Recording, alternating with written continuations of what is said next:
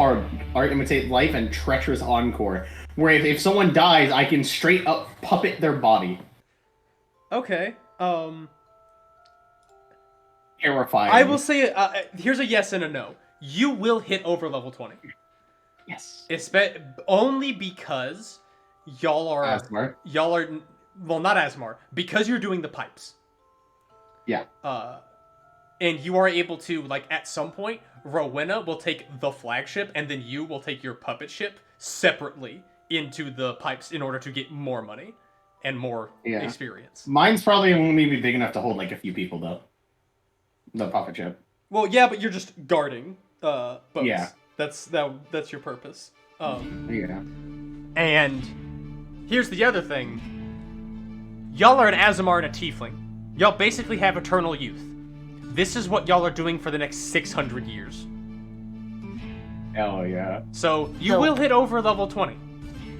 However, part of this aftermath is getting y'all set along your path for that 600 years, and then I figure out the next time we need to address y'all. And so at that point, I'll be like, yeah, you have, you're level 30, you got any magical item you want, basically, all the crew you could want, blah, blah, blah, and then we'll figure out what your other crew has turned into.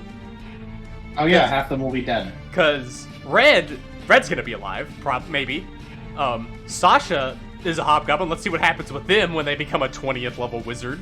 Do I evolve during this time at all? I need to figure that out.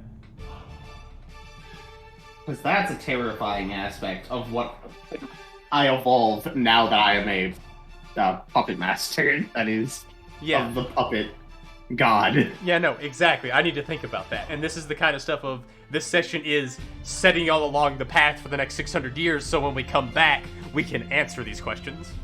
Oh, my more humanoid puppets definitely have these, like, string tattoos to mark them now. Sick. Where, like... And that's gonna be, like, what signals, like, hey, you should probably not fuck with this thing. It's got the strings. Well, I mean, yeah, people don't fuck with the pirates anymore. Because they're in charge of the seas. And, actually, a quick note. I don't know how much you paid attention to this, Jose. I think I talked with this about you earlier. With, Nihilus wanting Lilium to personally guard her during her slumber. One of the pirate lords is going to be effectively inactive.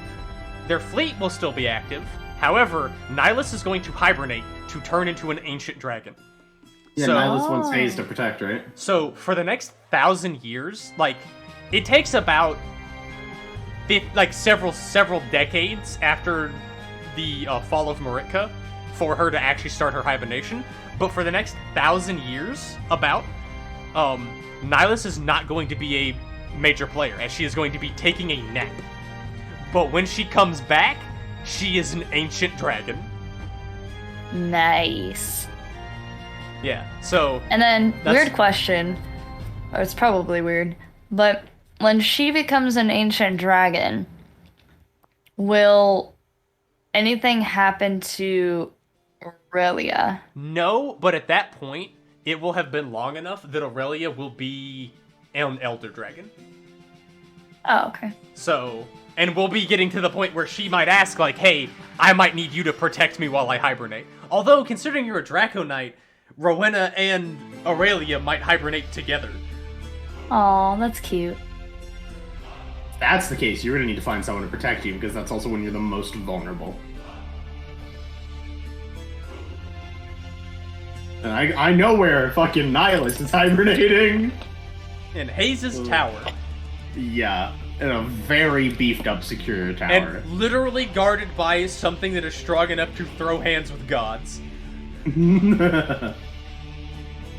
So, yeah, that's just a small little note. I look forward to that. But it's good to know that y'all are doing that.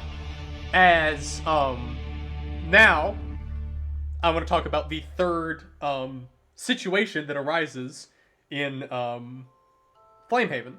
So this is a few years later. At this point, y'all have done a couple of runs in the pipes. So, for actual level purposes, y'all are like level 13, level 14, something like that. And your crew has gotten significantly stronger. Like, For instance, your lowest level people, your level 5s, are probably now, like, level 9, level 10. And Sasha and Prince are probably, like, maybe 1 or 2 levels behind you. They're probably, like, level 11, level 12. Sasha, looking good as always with those eyes. Yeah. Very pretty, very dangerous, very smart. Exactly. And what happens is this is actually a pretty minor thing.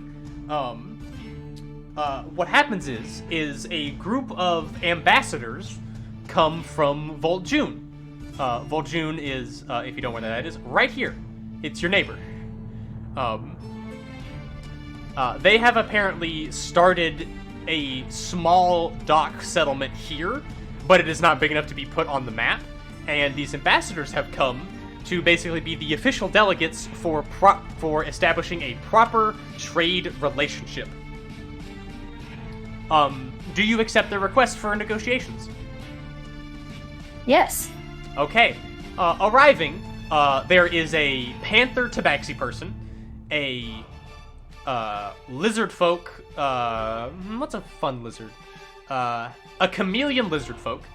These. Oh, I thought you were gonna say a bearded dragon. No, that's a jungle. Bearded dragons don't live in jungles. But these two are clearly the merchants, as they have more formal-looking attire. Although it's formal for the jungle, and you can tell that they had a brief consultation with somebody to be like, what do people in normal places wear? As they're a little haphazard. And here's the thing. They have a paladin with them. A paladin of Sega. Sega, by the way, Rowena would learn this, Oh shit. is one of the new gods, or the new god, a god of cooking, combat, and protection.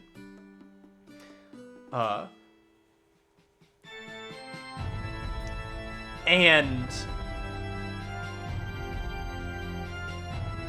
does Rowena lead these negotiations personally or not?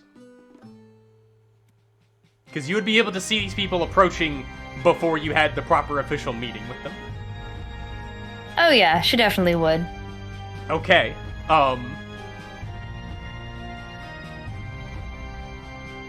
Then unfortunately, this happens right before negotiations can start. This paladin, who by the way is a Drow Goliath.